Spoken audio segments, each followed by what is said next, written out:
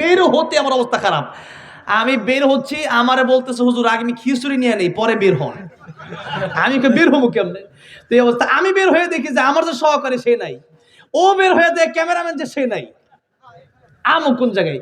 এরপরে একটা দেড়টা প্রায় ২টার কাছাকাছি বেজে গেল। আসতে আসতে প্রায় ৫-৬ ঘন্টার পথ, খাওয়া দাওয়া মাহফিল করতে পারলাম না। আজকে তো আলহামদুলিল্লাহ এত খাওয়ার আয়োজন করছে, এই প্রথম মনে হয় কোনো মাহফিলে আমি প্রায় অর্ধেক খাবার না খাই আমার মাহফিল আসতেছি। আলহামদুলিল্লাহ বলেন। জাকারিয়া বলছে এত কেন? কত রকম মাছ আল্লাহ এই কালীগঞ্জে দিয়েছেন, এই গাজীপুরে দিয়েছেন। গুত্তু মাছ, হ্যাঁ, মাছের নামই শুনতে মজা লাগে, ঠিক না ঠিক?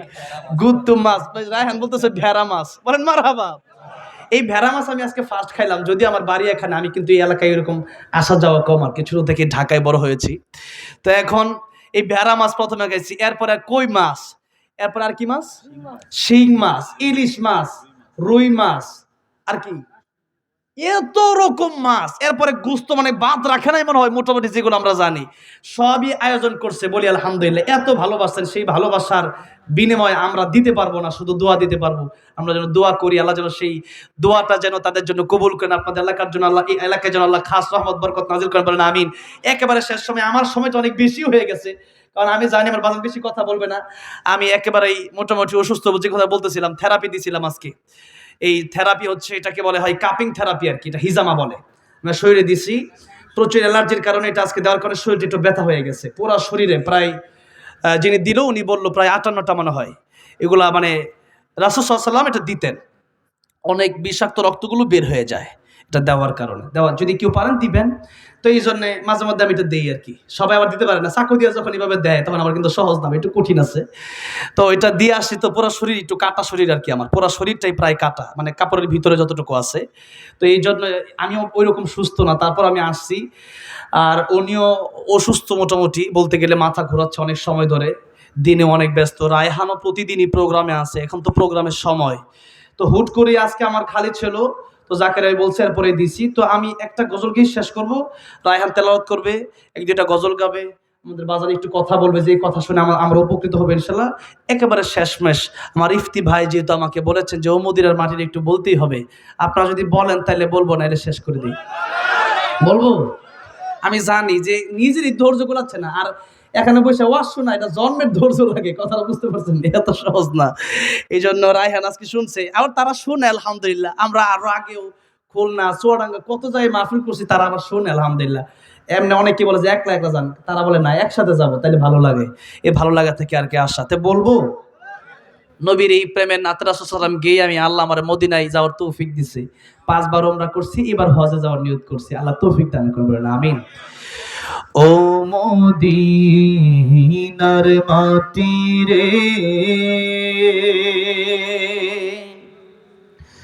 সকল সুখ বুঝি তোর কপালে। ও মদিনা রে,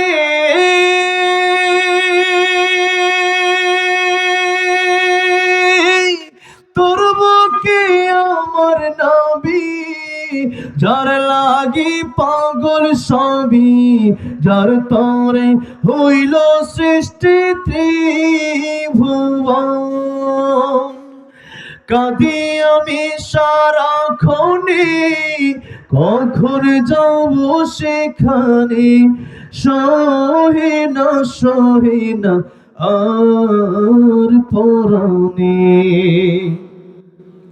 ও মদিনার মাটি রে, সকল সুখ বুঝি তোর কপালে। ও মদিনা রে,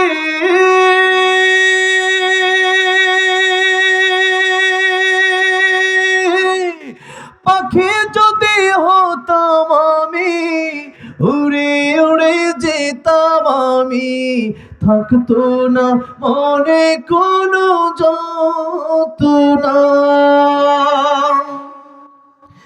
দেহে নাই পাখায় আমার, সাথে নাই টাকায় আমার, কেমনে কেমনে যাব সেখানে